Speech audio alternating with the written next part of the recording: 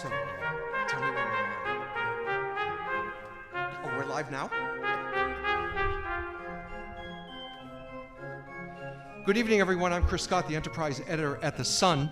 I'm happy to be here in a semi-normal setting for a debate during this pandemic. I'd like to thank our co-sponsors. Besides The Sun, we have the Khmer Post, and one of our questioners tonight is its editor, Soben Pin. Soben, it's good to see you again. Good to see you as well. And with me to my left and your right is Bruce Castleberry, the senior editor at The Sun. Bruce, welcome here tonight. And I'd just like to go through the candidate, back to the sponsors.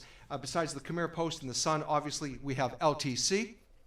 And the fourth sponsor is Lowell Votes. So for a city that's built on partnerships, as Lowell is, it's a pretty good partnership tonight that came together to put this on. It's the third debate this week. We're here on Monday night. Tonight we're doing City Council Districts 2, 3, and 4. So we have Bob Gignac, Wayne Jenness, John Leahy, Cory Robertson. Way back there is Ryan Rourke and Bill Samaras. I'd like to just put a couple of rules in tonight. We're going to give each candidate 2 minutes for an opener. There will be no closing statements. And each candidate will get about 2 minutes to answer the question. And I just want to emphasize that after everyone's answered the round of questions, I give candidates the opportunity to, go back at the question, particularly really to go back at one of the candidates, to challenge what one of the candidates said. I will allow everyone to do that, but do not use that second bite at the apple just to kind of bloviate and talk about your position, okay? That happened Monday night, and we shut one candidate down after he did that a little bit, so let's just try to avoid that, okay? I think that's everything. So why don't we just start with the 2 minutes. Let me just get the 2-minute openers. And we'll start with Bob Gignac. Bob, take it away. Well, thank you, Chris, and thank you to the sponsors for hosting this evening's debate. As Chris mentioned, I'm Robert Gignac, lifelong resident of the city of Lowell, longtime resident of Central. I first got involved in politics and giving back to my community about a decade ago when I saw a disconnect between the Lowell School Committee and the students of the Lowell Public Schools. I put my name on a ballot, I ran and worked hard, and was successful in my first attempt in elected office. During that time, I used my experience as a former student to elevate the voices of the students, staff, and families. I was able to be instrumental in bringing forward millions of dollars in much-needed technology, launching opiate abuse prevention awareness programs, and putting emphasis and strategies into addressing the facility needs of our school district. I'm now looking to bring my experience in public office, as well as my decades of living in Senegal, to the Lowell City Council as your District 2 City Councilor. I've spent many years working to improve our neighborhood and our community as a whole, working with nonprofits, community agencies, my neighbors, and citizens all over the city to make our community better. Most importantly, I'm the father of Kennedy, who's at home watching this right now, and I do respectfully request you to consider me for your vote on November 2nd for District 2 City Councilor. Thank you. Thank you, Robert. We'll go next to Wayne Jenness, who is a candidate for the downtown district.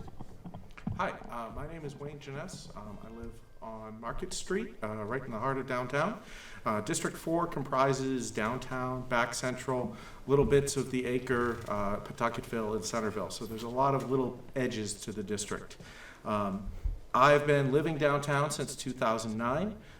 Met my wife in 2011. We bought our condo in 2015 after we were married in 2014. First moved to Lowell in 2005, lived in South Lowell for a little while, but since I've come downtown, it's been home to me. I've spent a lot of time giving back as part of community organizations, political organizations, and volunteering for various nonprofits, basically just trying to do whatever I can to help make Lowell a better place. This is the next step for me. I was really excited by the advent of district-based counselors, which we're doing for the first time. And I was really excited to potentially be a strong voice for all of District 4 to help us move forward and really take the baton that is given to us by this new election system and really lean into the potential to drive diversity, recover from the pandemic, and just overall increase everything that's great about this city. I love living here, and I'm happy to be a part of this process. I've really enjoyed getting to meet so many of my neighbors, and I hope that you'll consider me for your vote on November 2nd for District 4 City Council. Thank you. Thank you, Wayne. Next, we'll go to Mayor John Leahy, who is one of the two candidates for District 3, Belvedere. Thank you. I'd like to first thank LTC, Lowell Sun, Khmer Post, and Lowell Votes for putting on this forum so we can come out and answer some questions and reintroduce ourselves to the voters of Lowell. My name is John Leahy. I'm currently on the City Council, and I currently serve as the city's mayor. And it's been quite a term with COVID-19, but it really hasn't slowed us down. I'm a lifelong resident. My wife Joni and myself, we own our own businesses. We've raised 3 beautiful children. All went through the public school system, and we're proud of that. And so we work hard. We know what it's like to raise a family, have 2 people working full time, and we get it. So as a city councilor, I understand the needs that most people have. I understand that life isn't easy, there's challenges, and as a counselor and as mayor this year, I feel like I do a very good job of listening, working together with people, and finding solutions. And that's what we do as counselors. We represent you. We're out there, we're listening, and we're trying to do the best job for you, for the taxpayers, and we're trying to just improve our city every day. So I humbly ask for your vote come November 2nd. I want to continue this work that I do, and I'm just enjoying it, and it's been a great term as mayor, and I appreciate the confidence in my colleagues, and it's a pleasure to be mayor of the city of Lowell. Thank you. Thank you, John. Next, we'll go to Cory Robertson, who is the second candidate here tonight for the Centerville district seat. Cory, take it away. Thank you. First, I'd like to thank all the partners and sponsors of this debate or get to know the candidate event. My name is Cory Robinson. I've lived in Lowell my entire life. I started a job when I was 14, Summer Youth Employment and Training Program for the city of Lowell. And I learned early on that I loved basically serving my community. The sense of pride I got from working and improving different neighborhoods, I mean, it catapulted me into my adulthood. Years later, I became employed by the DPW Parks Division for the city of Lowell, and it was there where I was elected by my peers to become the union president to represent the city's employees' labor force. As a labor leader, I quickly discovered that in order to correct most of the issues that were current, we had to utilize each other's strengths. I also learned that by listening, not only did it challenge my own ideas, it allowed us to formulate solid plans and policy to improve quality of life for all of us. I've knocked over 1,000 doors. I've spoke to hundreds of my neighbors in this election cycle. I've listened and I heard the concerns that they take near and dear. I realize what it's gonna take to get some of these jobs done, and a lot of this information has come from talking to my neighbors. Again, if one person tries to tell you that they have the solutions to the issues that we're all facing, take it with a grain of salt. My leadership style is one of those to listen intently, hear my neighbors, as well as work in the ground, shoulder to shoulder, to formulate plans to move us forward in the right direction. I'm a first-time candidate, and I look forward to trying to work to improve the quality of life for all of my neighbors, citywide, as well as District 2, Centerville. I think my skill set allows that, and I respectfully ask for your vote. Thank you. That's the sound you guys will hear tonight if you go over. So hopefully I won't have to use it too much. Remember the little Salvation Army bell we used to use? So I have this tonight. Next on the docket is Ryan Rourke. Ryan is a candidate for the downtown district. The stage is yours, Ryan. Thank you very much. I'll try to avoid the bell. Thank you very much for having me tonight. Thank you to all our sponsors and to all the candidates as well. I know that Putting your name on the ballot definitely takes some courage, so putting yourself out there, so I applaud each and every one of you. My name's Ryan Rourke. I'm a lifelong Lowell resident. I grew up in the Lower Highlands, lived for a number of years, about a decade over in Pawtuckettville, and have lived downtown now for about 8 years. This district is sort of a microcosm of our entire city. I've kind of affectionately nicknamed it the Sausage District because it's got a little bit of everything in there. The river runs right through the district, and I know that there are issues that are in common amongst all of the areas of District 4, and I know that there are some that are different. So my goal is someone to bridge those gaps and to be collaborative and work with all of the district, given that it is a geographically difficult district for sure. I always like to say, as soon as I've had hands, I've been volunteering. So anytime someone needed help, I was always there for them. And in the late 90s, they needed help with baseball, with Callery Park and Highlands merging together. So I said, let me know, I can help out. And 25 years later and going strong, I'm still there and I'm running that organization. We've been very successful in stemming the tide of baseball being less interesting, and we've actually grown our membership. We've done really well financially, balancing budgets and things of that nature. We usually bring in over $100,000 every year, so it has definitely been a great challenge to take on. I've been on the Board of Parks now for about a decade, so learning a little bit about what makes this city tick has been really helpful in this journey as well. My goal and the reason I'm running is I want to make an impact. I feel like I've done that for a number of years. I feel like I've done that for my daughters, and unfortunately, hey guys, I'm missing your softball game tonight, but Daddy loves you guys. So again, I just want to make an impact, and I want to do something really, really great for the city. And please, I'd like to have your vote for November 2nd. Thank you. Thank you, Ryan. And last on the stage this evening is Councilor Bill Samaras, also a former mayor. Bill, take it away with your 2-minute opener. Thank you, everybody. And first of all, I want to thank the Lowell Sun, the Khmer Post, LTC, and Lowell Votes for having this event tonight. It's important that the city gets to know us, we'll say, a little bit better. But I'm Bill Samaras, present city councilor, and I'm running to be councilor in District 3, Belvedere. I've been fortunate to have 2 jobs in my life that I really value. One was headmaster of Lowell High School, and of course being mayor of the city of Lowell. And when we're beginning this new district system, and it's going to require somebody with leadership skills and a vision for the future, and I believe I have that.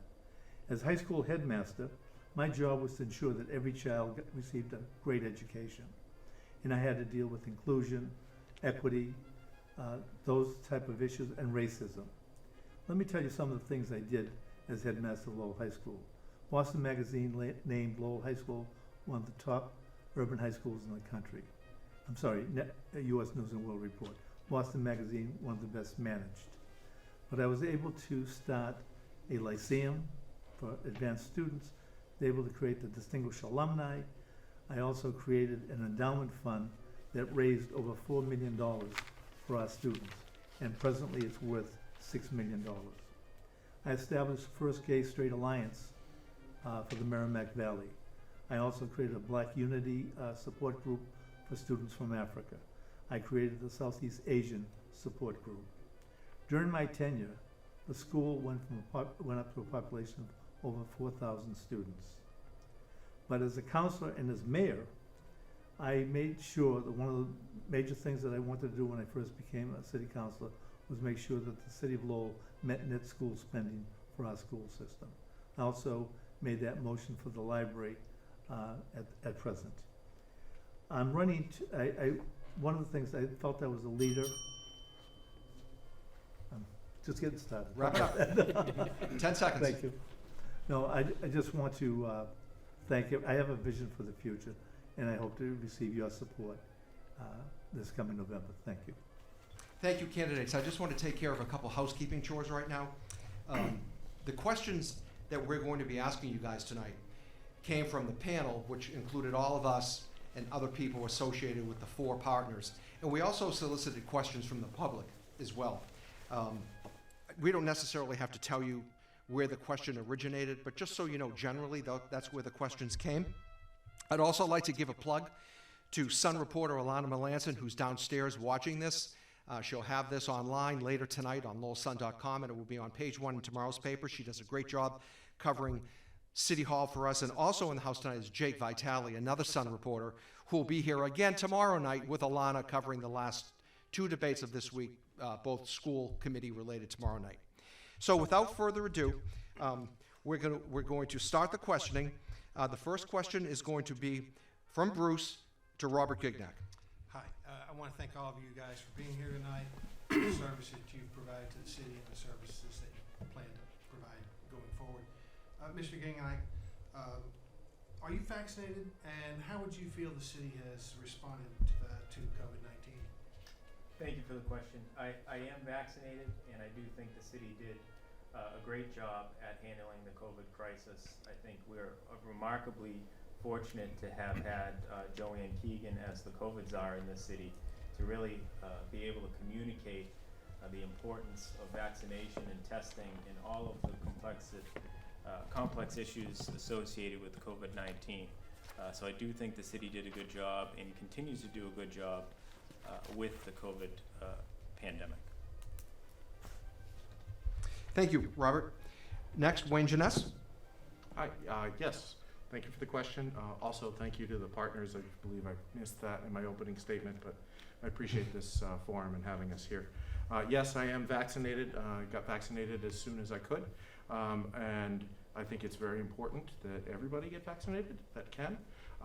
In terms of the city's response to the pandemic, I think the city's done a really good job, particularly around economic development, the economic development department, and their work with all our small businesses in the city. They really worked hand in hand with the small businesses, and I think that's shown with how many of our small businesses were able to survive this pandemic. Many other cities lost many more of their businesses than we did here in Lowell. So I think they did a good job there. They've also done a good job getting information out, getting people vaccinated, but I think we've also seen that there's opportunities for improvement. There continue to be disparities in the city in terms of the populations that have gotten vaccinated and haven't gotten vaccinated, but the city's been continually striving to do better, doing things like that block party down at Rogers School that I was lucky enough to go and attend and see people getting vaccinated in a completely new setting that was really innovative, and I was really appreciative to see efforts like that continuing to evolve as we've gone through this process. And it's been a long road, and we're not there yet, but I think there's still a lot of work to be done, and I look forward to hopefully getting my hands dirty and helping as much as I can. Thank you. Thanks, Wayne. Next up is John Leahy. Yes, thank you for the question. Yes, I am vaccinated. I was fortunate enough to help out at the senior center with Joanne Keegan, who ran an exceptional program there for vaccinations. And I think, yes, the city did do a good job with the manager's office and the council and the help of the nonprofits. I think we worked well together. I had weekly meetings, or actually monthly meetings with nonprofits. We got some input on what we were doing well, what we weren't doing well. We changed, we adapted the whole time. We had plenty of testing sites throughout the city and at all different locations.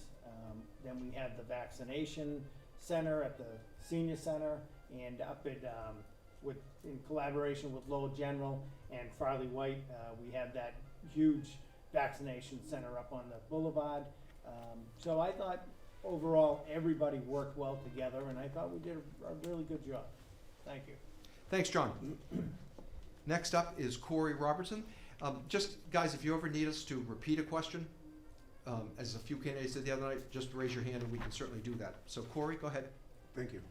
Yes, I am vaccinated. I also got vaccinated as soon as it was available to me in my age group.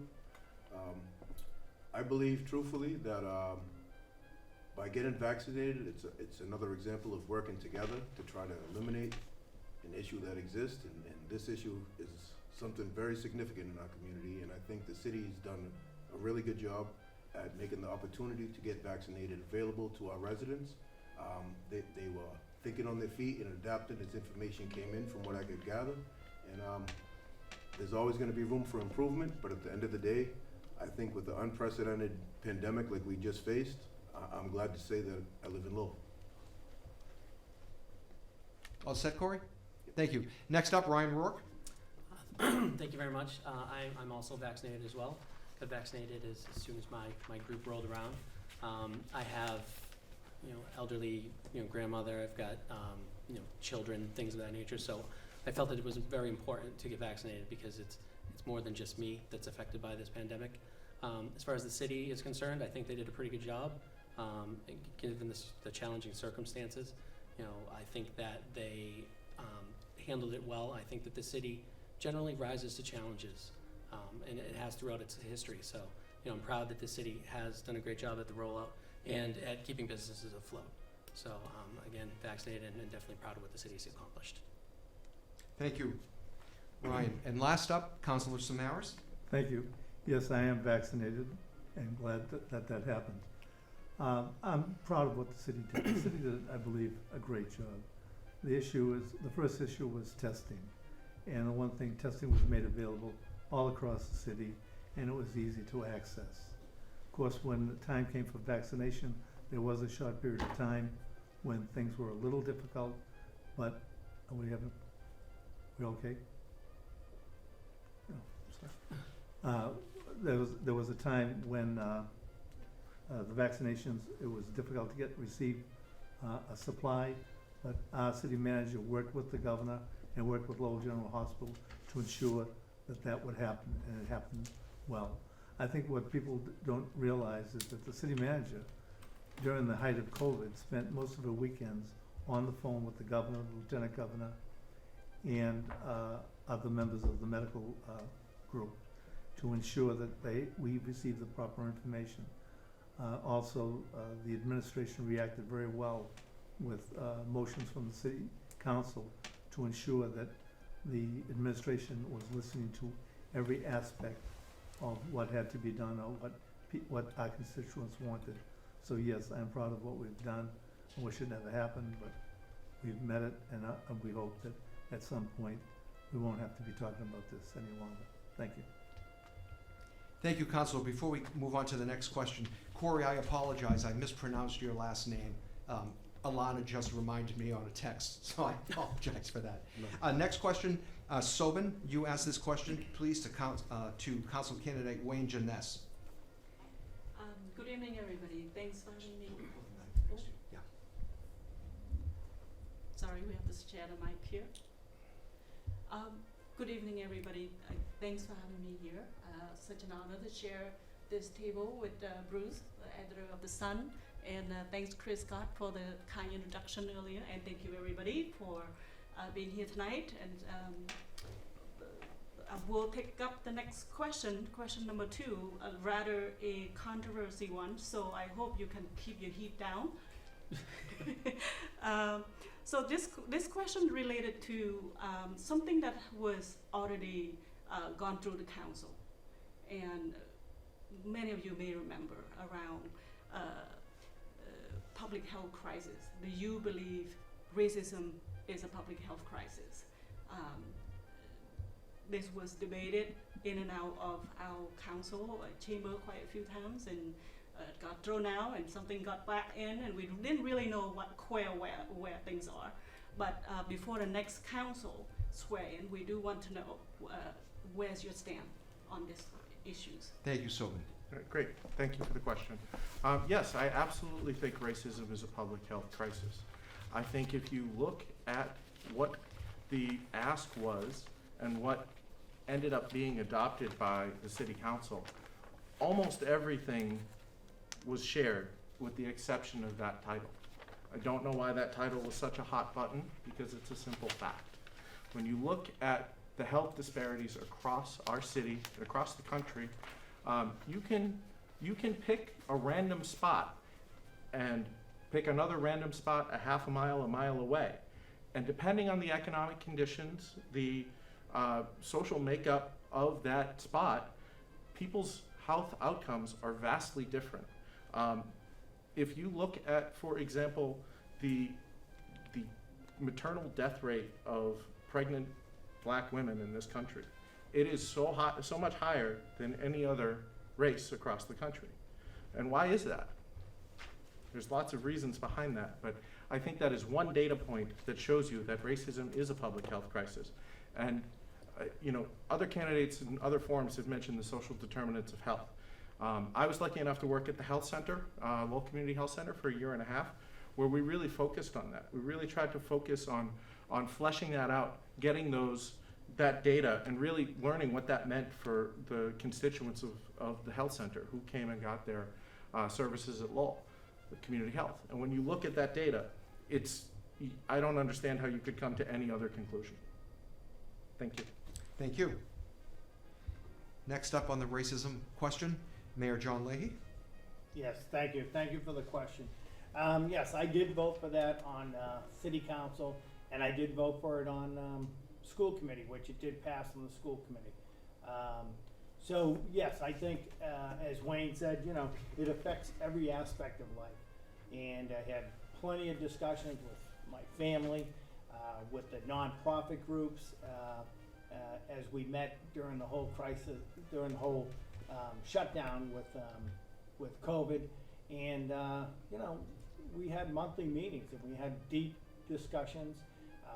And, when we looked at it, when it was brought up, I think by Councilor Drinkwater, and on the school committee by Jackie Doherty and Connie Martin, it was an easy choice for me. It affects every aspect of life, and it's something that we have to deal with. And I think that, the question got away from us maybe.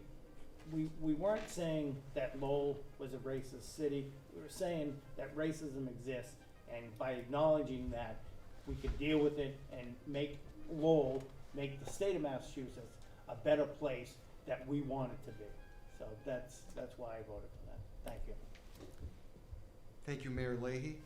Next, Cory Robinson. Thank you. Yes, definitely. The data's in. Many experts in the health field have identified so many different outliers that factor into this nationwide, not only just in Lowell. Again, that doesn't go to say Lowell is a racist city, which I know has been kicked around by others out there. We're not saying that at all. There's definitely disparities that impact the health of minority populations, and neighborhood by neighborhood, district by district. I mean, you see, are we comfortable as a city to allow some of those issues or disparities from race to race, neighborhood to neighborhood, to predict basically expectancy of life, quality of health care, different issues that are formed by being within a community that might be underserved, and whether it's intentional or not, it definitely comes to show its ugly head at the end, because the healthcare professionals, again, have pointed out all the determinant factors that can provide evidence to show that racism is in fact a public health crisis. And again, not saying that Lowell is a racist city. This is clarifying and clearly stating a fact that racism has been found to be a contributing factor to diminished health. So I would definitely support something like that in the future. Thank you. Thanks, Cory. Next up, Ryan Rourke. I also think that racism meets the definition of a public health crisis.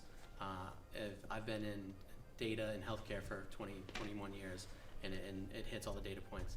It even hits the data points of being a national disaster. I think that categorizing it doesn't necessarily solve it. So it's more about what are we going to do to rectify the situation. I think that, like Mayor Leahy said, that we have to separate racism as a public health crisis with labeling any one person or a city as racist. I think that my experience of the city has been very positive. I think it's a very accepting city, but I'm also only speaking for one person. I don't know what it's like to be anybody else. So I think that if we approach that with empathy and understanding and have tough conversations and be able to sit across the table and talk about differences without getting too heated about it, I think that that is something that will help solve the issue as opposed to merely just labeling it. Again, it does meet the criteria, but I know that looking for a solution is something that I'd be more interested in. Thank you.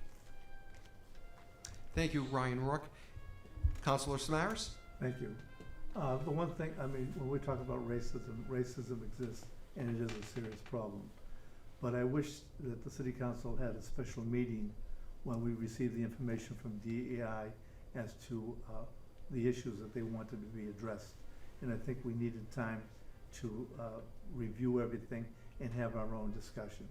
I voted for the resolution to deal with racism, but also housing and all other issues that are caused by racism. The reason why I voted that way is I could not vote for the resolution as it was stated because the entire package also included defunding the police. And as the father of a policeman, I could not do anything like that. If anything, I believe that the police really should receive even more money in these times because they need more money for better training, for training to meet what is going on out in our communities. The money, the training to deal with not only the hardened criminals, but the mentally impaired. There's so many issues that police have to deal with. And I don't want to make this a police issue because that night I also stated very clearly that I believe that racism exists in our country, in our state, in the city. I'm not saying that Lowell in any way is a racist city, but racism exists. And we really must work very hard to eliminate this. When I made a statement that racism has reared its ugly head, we must get to the point where we just cut the top of the head off and we eliminate racism. We talk about it, we've talked about it for literally centuries. We have to, in this country. It's been talked about since this country was first started. But it's an issue that we have to deal with. Thank you. Thank you. And last, Centerville candidate, Bob Gignac. Bob? Thank you, Chris. I do believe that racism is a public health crisis and would have supported the motion. I think if you look at the data, it's clear. And as a data-driven decision maker, that's the first thing I looked at. And after listening to the city's top health experts explain the situation that we're in here in Lowell, as well as across the Commonwealth and across our nation, it was a simple conclusion to come to. To touch on Councilor Samaras' point about defunding the police, I certainly would not support defunding the police, and I don't think that was a request of any organization that submitted the proposal. If you look at the data, if anything, we need more police presence in our community and additional funding. And so I would support a declaration of racism as a public health crisis if I were to be sitting on the city council. And I think that's, as a leader, it's the least we can do, to start this very serious discussion and take action to improve the quality of life of our residents. Thank you. Thanks, Bob. Okay, we have a discussion developing here. Councilor Samaras, you have a minute. Yeah, thank you. I would just say to you that the email that we received from DEI on what they wanted us to vote on contained 5 points. And one of the points was defunding the police, along with their major point of stating that racism is a public epidemic. It was there in front of us. I spoke with many people. Some people said, well, we'll take it away. We'll take it off. It was not taken off. It was still there, and it is there. And it's what is expected. That is something I cannot do. That's a fact. Thank you. All set, thank you. Anyone else? Okay, well then we'll move on. Bruce Castleberry, the senior editor at The Sun, will have question number 3, and this one will go to John Leahy. Mr. Mayor, one of the first visits I made to the city, spent a couple of hours driving around, checking out the neighborhoods, trying to get a feel for it. And in the course of that, I went across the Rourke Bridge. I was terrified. Looks like it was made out of Legos. And as a little bit of an infrastructure geek, I looked up the Rourke Bridge and found that it has been a temporary bridge closing in on 35, 40 years. So the question is what would you do if reelected to address the infrastructure issues for older infrastructure within the city? Thank you. Thank you for the question. I think that we're constantly looking at our infrastructure. The Rourke Bridge, you know, that stands out. It's a 30-year plus temporary bridge. So, but you know, in the last few years under Manager Murphy and current Manager Eileen Donahue, we're addressing a lot of gas mains where I think we're gonna almost have almost all the main gas lines replaced in the next couple of years. So we've been working on the gas mains, always working on the water mains. Under the previous councils with Manager Murphy, we addressed the bridges. So we're working on the bridges along with this present administration. So we're constantly doing, roads, bridges, as you can tell by the traffic that we have, which isn't good right now, but it will improve. So I think right now we're addressing all that, and we're doing it very aggressively. We're having traffic issues right now, but we have to address these bridges, the roads, sidewalks are a big thing, and I think addressing the sidewalks, they've done a great job over the last couple of years, going neighborhood to neighborhood, as hopefully District 3 representative, I will start addressing my sidewalks and getting those done, so, thank you. Thank you, John. Next up, Cory Robinson. Can you repeat the question, please? Yeah, just what would you do if elected to address the infrastructure, the aging infrastructure within the city? Thank you for the question. When it comes to infrastructure, any type of infrastructure, we need to be aggressive. We need to have the people that specialize in going out and seeing what funds and resources are available, and we need to have our engineers in the proper departments put these kind of infrastructure upgrades on a tangible, realistic schedule. It's something that we can keep our public informed every step of the way, whether it's short-term, long-term.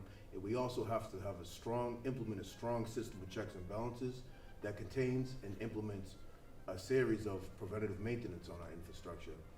We can fix everything we want overnight if a pile of money fell from the sky. But if we don't proactively, I should say, maintain that infrastructure, we're gonna be back in the same shape.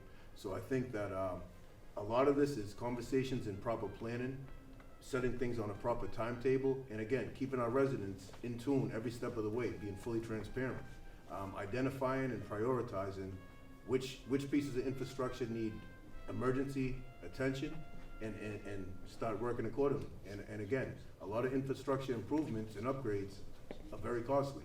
So we have to have long-term as well as short-term planning to properly get everything up to speed. And again, we've had reports and studies done in the past that we've kind of ignored. I think we need to start following advice when we're paying for studies to come in that kind of direct us and guide us as to how to approach these larger infrastructure problems. Thank you. Thank you, Cory. Next up, downtown candidate Ryan Rourke. Thank you very much for the question. Despite having a great name, I agree that the Rourke Bridge is definitely is not a pleasant Did you build driving. that bridge? No relation, but no, not a great driving experience. But it is indicative of some of the infrastructure issues that we do have in this city. I think that what we really need to do is hold companies that are doing these projects, like the Central Street Bridge, for instance, a little bit more accountable. I know that that's sometimes it's not necessarily city council, it's more of a state rep position, but I think working together with our state officials to really push for some of these projects to get done a little bit faster and a little bit more transparent. At last look, I think when we looked up on the website that the Central Street Bridge was completed in July of 2021, but unbeknownst to all of us, it is not completed. So I know that holding some of these companies with performance guarantees would be something I'd be in favor of. I know that the private sector doesn't always translate to the government sector, but some of those initiatives where, if they're not completed within a certain amount of time, they have to start giving something back to the city, because I know that they're really hurting us, financially, as well as, quality of life as well. I think that some of the other initiatives I'd like to see done are, in downtowns in particular, a more uniform sidewalk. Walking around with a lot of the elderly residents who, have mobility issues, it's something I've noticed quite a bit in the last couple of months where, some of it's brick, some of it's concrete, some of it's that old school glass, type of structure. So I think having a little bit more uniformity in our sidewalks is something that I'd like to see first and foremost done to really help out the residents of downtown in particular. So there's plenty of work to be done, but some of the small things, I think we should start with that. Thank you. Thank you, Ryan. Next up, Belvedere candidate Bill Samaras. Thank you. Actually, I'm very proud of what the city's been doing regarding restructuring in our city, but I agree with you. because the one thing I can remember when the Rourke Bridge was complete, the Lowell Sun did a major story on the temporary situation that the bridge was, that within less than 10 years we'd have a new bridge, and we've never seen that. But everybody, I believe everybody on the present council has made a motion regarding the Rourke Bridge with the state, but we're now in a process where I think it actually will happen. But if you look at what's going on in Lowell, under Kevin Murphy, imagine Kevin Murphy went after the Tiger grants to repair a lot of the bridges that literally fire trucks could not go over. We had problems in this city. We had bridges where it affected safety with our constituents, because if a fire truck couldn't go over that bridge, it meant it had to take a longer route to get to a problem area. So the thing is, we're addressing the bridges. When you look at Dutton Street and Thorndike Street, what's happening there? When you look at wind development, that's private, but the thing is, it's happening. The garage, the new garage, we have a new garage built under cost in a very short period of time. I do agree that contractors should be held liable for any problems that they create, especially if they don't complete projects on time. But because of COVID, we've had many problems in this area. There's been steel is very hard to get. There's issues of all kinds of materials being difficult to get. Also, workers. COVID has created, we seem to blame COVID for everything, but COVID is a problem and it has affected a lot of areas. But if you look at the city of Lowell and you look at the traffic, yes, the traffic sometimes is not great, but it's because there is so much going on in Lowell to make sure Lowell's a great city. Thank you. Thank you. Centerville candidate Bob Gignac, your feelings on Lowell infrastructure. Thank you. Thank you for the question. I think when it comes to infrastructure, like many of the city's issues, we have to be more proactive rather than reactive. Really looking at the picture as a whole on what are our needs as a community when it comes to infrastructure, and developing a long-term financial plan to be able to fund those needs. When I look at my district and the city as a whole, a major project that is in need is the wastewater and treatment and sewer, right over Duck Island, which is a stone's throw away from my house. Something that we can access federal stimulus monies to make improvements for. Not only is the smell obnoxious to my neighborhood and across the river, but the amount of waste that goes into our Merrimack River is astonishing. I think we should stop doing small studies here and there when there's an issue and look globally at what we can do to long-term plan and finance addressing these issues. Thank you. Thank you, Robert. And last up, downtown candidate Wayne Jenness. Thank you for the question. I find this stuff endlessly fascinating, and so I'm really happy to dig in on it a little bit. Particularly things that are focused on District 4. We've got some bridge issues, as Ryan mentioned, the Central Street Bridge that has languished for quite a while due to issues that seem very much endemic to everything we do in Lowell. There tends to be a lot of confusion about who owns what, whether it's a piece of sidewalk, a lamp, a bridge, a trash barrel. There's a lot of confusion. Is that the city? Is it a private entity? Is it the state? Is it the federal National Park Service? All that leads to confusion and delays in these projects.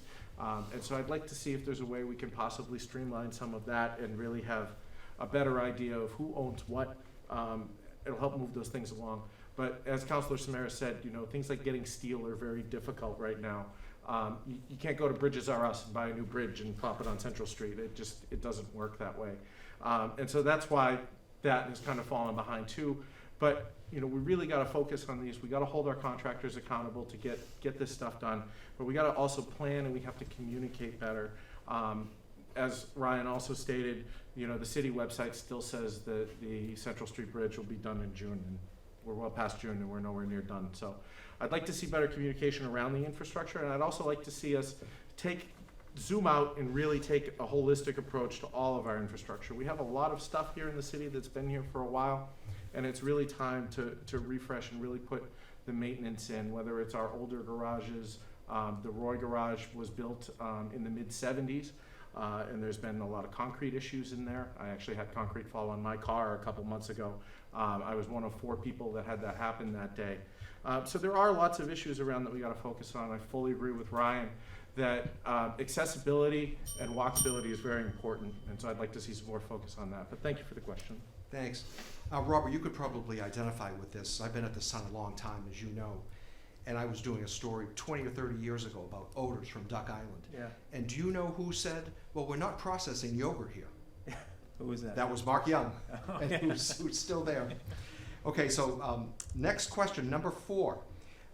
Soben Pin from the Khmer Post will address this to Cory Robertson, please.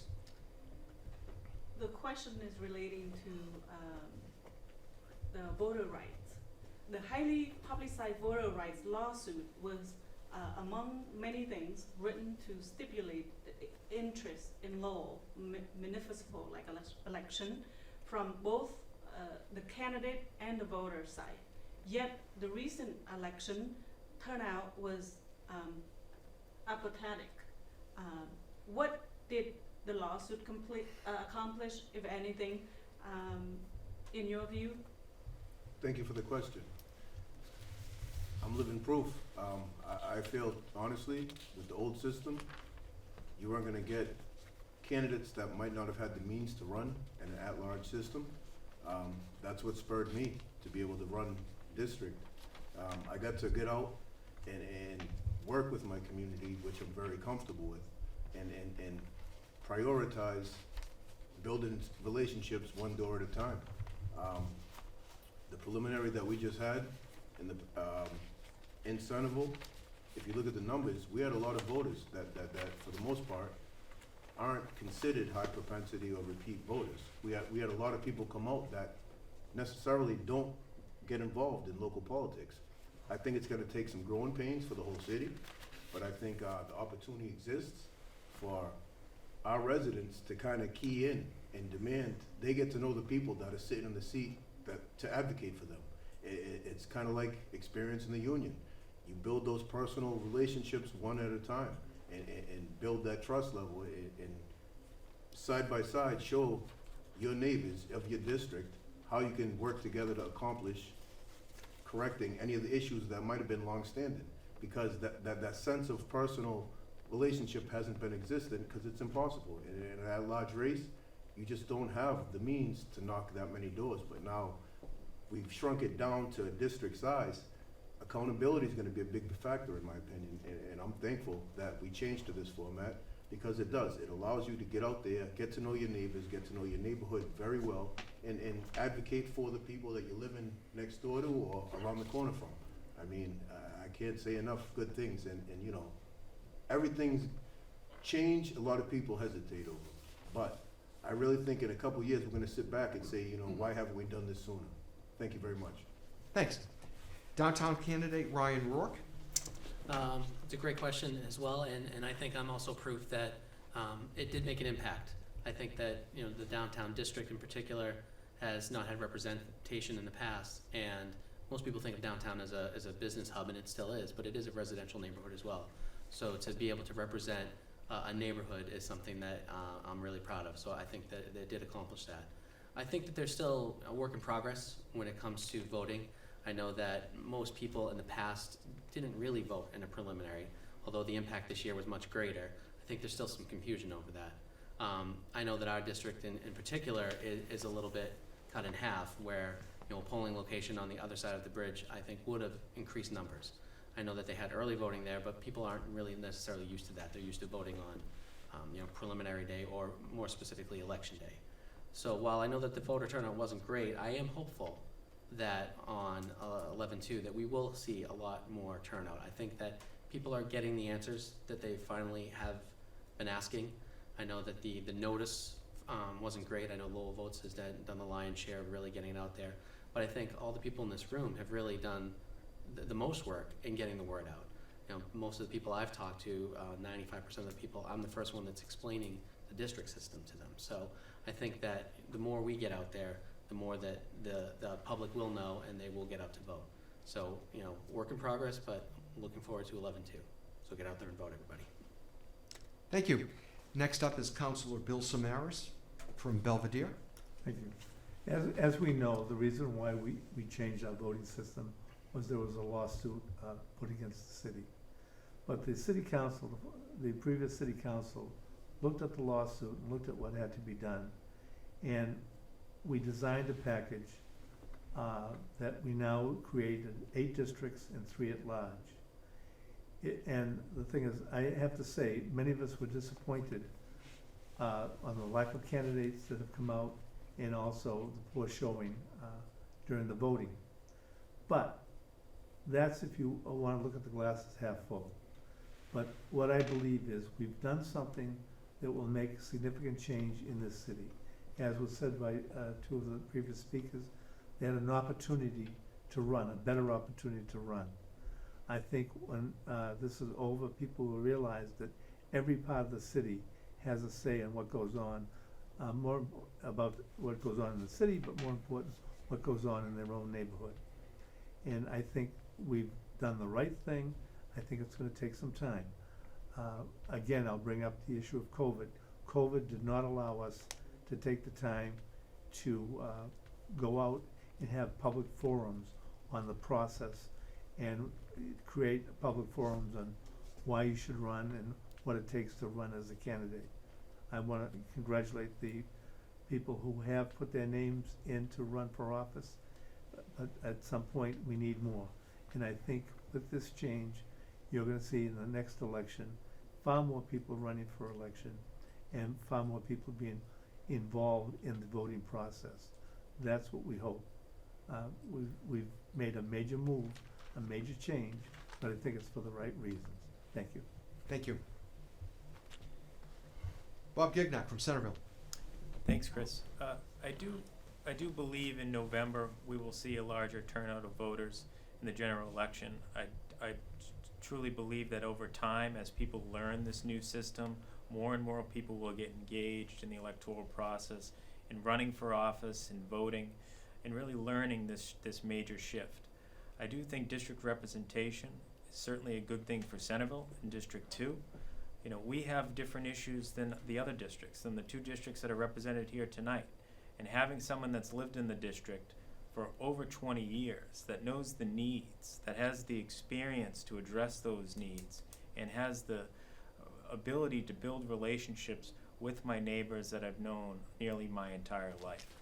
Someone that is raising a family there is truly an honor to be able to represent the neighborhood I call home. So I do think the shift in the way that we elect our city council is a positive, and I'm hopeful that over the next few years it will continue to encourage more and more people to get engaged in the process.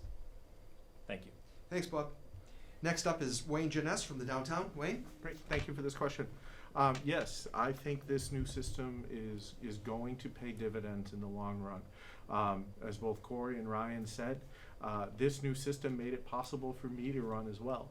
As I mentioned in my opening statement, I was really excited when this information came out and we were going to do districts. The ability to build a campaign that's really based on face-to-face, hand-to-hand, neighbor-to-neighbor communication, and not mass mailings or radio ads or anything. It's such a different experience, and I think it's great. And I'm really happy that we've started this, but this is the start of a process, right? This is a start of including more voices, bringing more ideas to the table, bringing new faces and new energy into the system. And I was disappointed in the turnout on the 21st as well, but I'm hopeful that we will have increased turnout in November and going forward. There were many, many people I talked to going door to door who said, I didn't used to vote in municipal elections because I didn't know anybody who was running. And I'm really excited that you came to my door and talked to me and told me about this, and I'm going to vote now. Even if they didn't show up on the 21st, I'm hopeful that those folks will show up on the 2nd. I also just want to take a moment and thank the Election Commission and the Elections Office for the work they've done. I think it's underappreciated how much more complex this election system is now than the last cycle. The last cycle, we had one ballot across the whole city with 2 races on it. On November 2nd, we are going to have 8 different ballots that decide 14 or 16 different races between school committee and city council. There's a lot of work that's gone into setting up these processes and making things smooth. And of course, you know, there were some bumps, but we'll smooth those out over time, and we'll make this process great. So thank you for the question. Thanks. And lastly, Mayor John Leahy from Belvedere. Thank you. The question is basically about the new system. Okay. So yes, it was a long road, a lot of discussion with the previous council on how to handle this, which direction to go to. We had a lot of input, and we came up with this new system. And as many of the candidates have said here tonight, it really does open a lot of new doors. A lot of new people that are gonna run, a lot easier to run, to just concentrate on your district, get out, knock on the doors, talk to people, engage with them. It definitely makes it much easier. And it is the start of a new process. A lot of people are having a little bit of trouble understanding the new system, getting a handle on it. But I think as it goes down, as we progress in the next few years, next few election cycles, I think it will get more people involved, which is a good thing. The turnover, the engagement, new ideas, because, you know, we don't have all the ideas as councils. So we need the input from our constituents, from a lot of people who have been involved over the years. And yes, even like the Lowell Sun has a lot of good ideas every once in a while. So we need the Don't forget, input. we buy ink by the barrel. It's gonna be a new process. I think it will be good for the city, and I'm enjoying the smaller district myself. Thank you. Thanks, John. Okay, we're moving on to the last question as we approach the 7 o'clock hour. This will be posed by Sun Senior Editor Bruce Castleberry to downtown candidate Ryan Rourke. Bruce, can you please use the microphone? Yeah, I want to ding that bell on the mayor. Well, that's only when Samaras talks. Obviously, COVID hurt a lot of businesses across the world, and all politics is local. Was wondering, what are your plans to revitalize the business district, to sustain the businesses that have survived the challenges posed by COVID, and create new opportunities to replace those businesses that didn't make it? Sure. Great question. I know that, you know, COVID obviously has impacted, you know, a number of communities.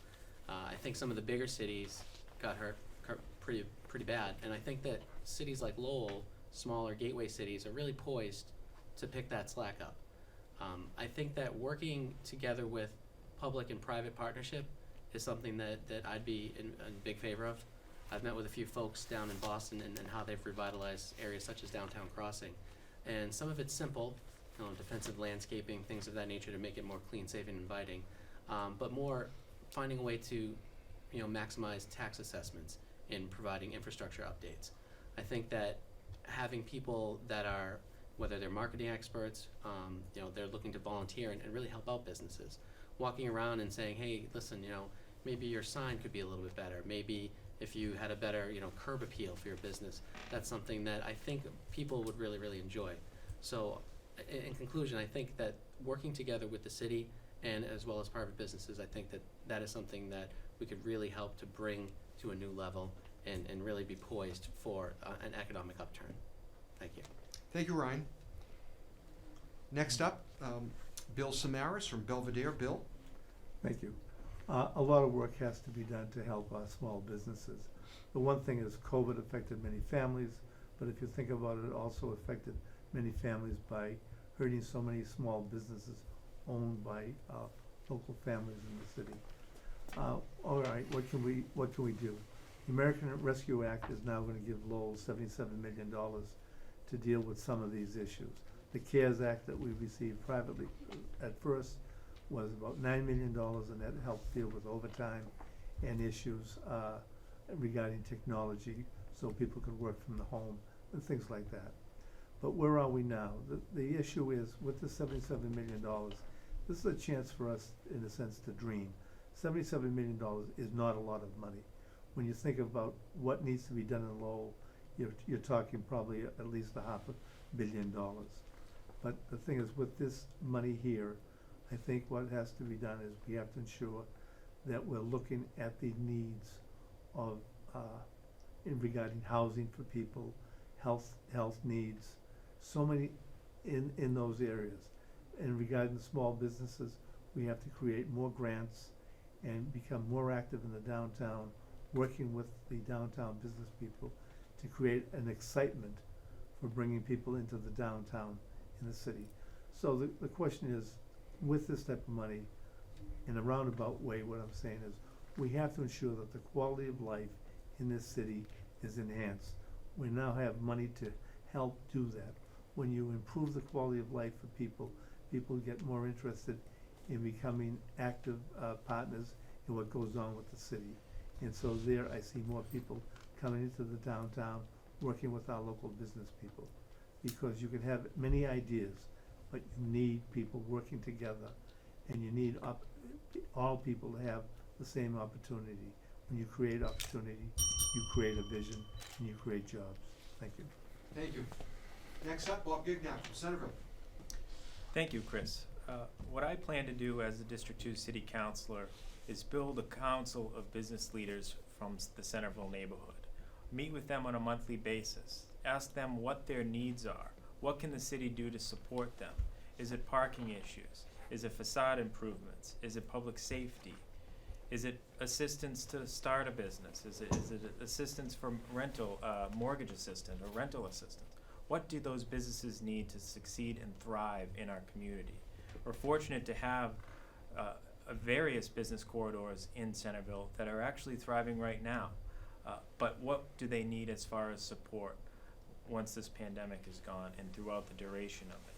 And I plan to meet with them similar to like I meet with the neighborhood groups or school councils. Getting the people at the table to discuss their needs and not being one that thinks I have the solutions to the problems I don't even know about. Thank you. Thanks. Okay, next up, from the downtown, Wayne Jenness. Wayne. Thank you, Chris. Yes, this is a huge opportunity right now. Lowell has done a great job of maintaining our business base. We haven't lost the levels of business that, or the number of businesses that other communities have through this pandemic.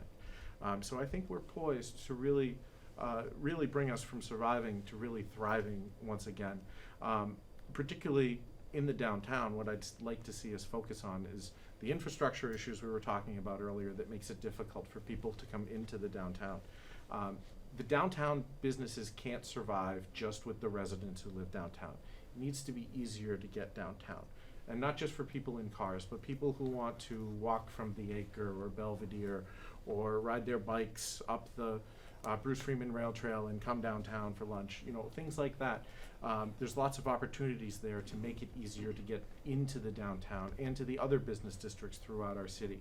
I'd also like to just commend Christine McCall and her team over at the Department of Planning and Development for the job they've done through this pandemic, working hand in hand with all our businesses. And I look forward to them continuing this hand-in-glove approach that they've really built through the past 2 years to really help our businesses. And I want to make sure that we continue those efforts and be proactive. And we make decisions with the ARPA money that's coming in, with the CPC funds that we now have access to, with all these different pots of money to help foster a better business community. And another thing I want to see us do is bring our events back. Losing Folk Fest for 2 years, painful on our downtown. Losing the sculpture race for 2 years, losing Winterfest, we've lost a lot. I'm really excited that the Lowell Summer Music Series is back. Things are starting to happen at the LMA and the MRT again, but we really need to make sure that everyone knows that the events are happening and they can come back down to downtown and to the other areas of our city. Thank you. Thank you. Mayor John Leahy from Belvedere on downtown revitalization, please. Okay, thank you. So as many of the speakers have already said tonight, you know, we have to create these public-private partnerships, and we do a good job with that in Lowell. Over the last year, with COVID restrictions and businesses struggling, as one of the speakers said, I worked closely with Christine McCall over at DPD and her crew, and we did a lot of promotions. We did a lot of trying to promote dinner nights out, Thursday dining, Tuesday dining, and we tried to really involve the downtown businesses. Come out and grab something to eat, and visit another business, see what's downtown. But we really do have to think out of the box. We have an opportunity here with some money coming in. You know, let's really talk to the businesses, see what they need, find out how to partner with them, and let's think out of the box. We should be taking advantage of Lucy Lockham Park. That should be full every weekend with some sort of a different event. Close down the streets. I just did a job in Belmont. Their main road is one lane, one way, one lane.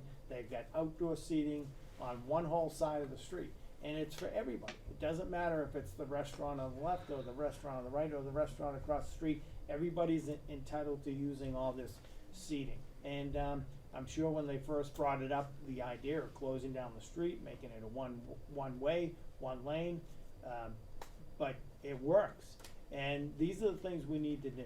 Close down streets during the week, during the weekend, have more festivals, use our parks for you know, whatever, art festivals, music festivals.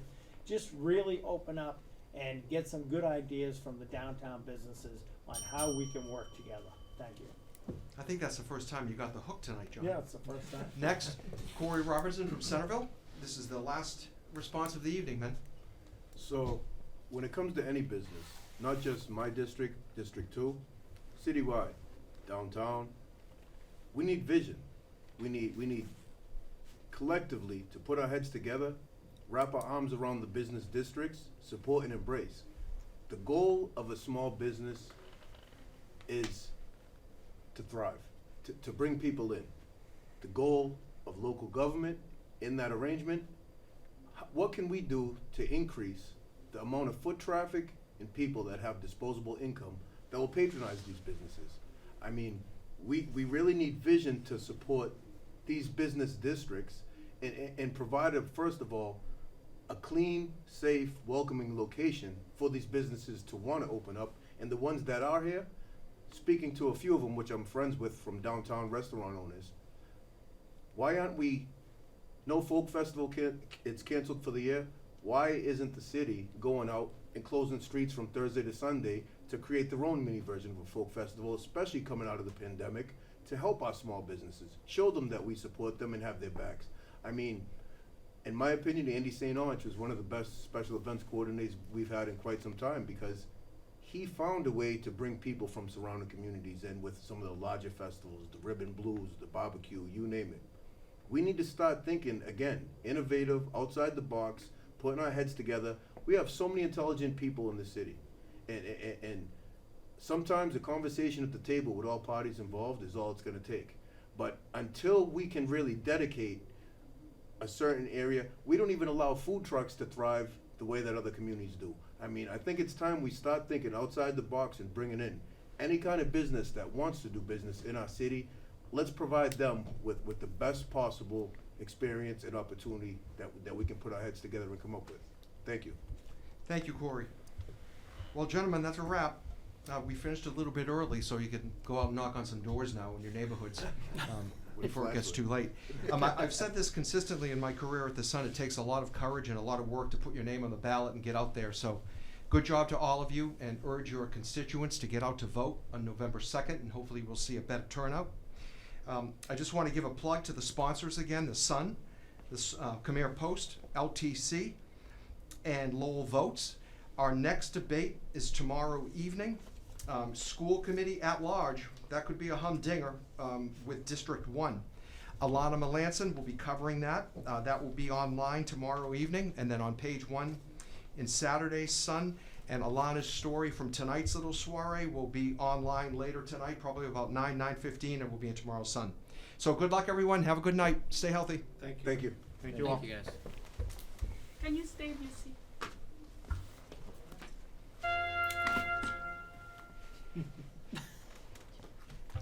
Make sure it's not a hot mic. Say something terrible. and then- Exactly, yeah. And another thing.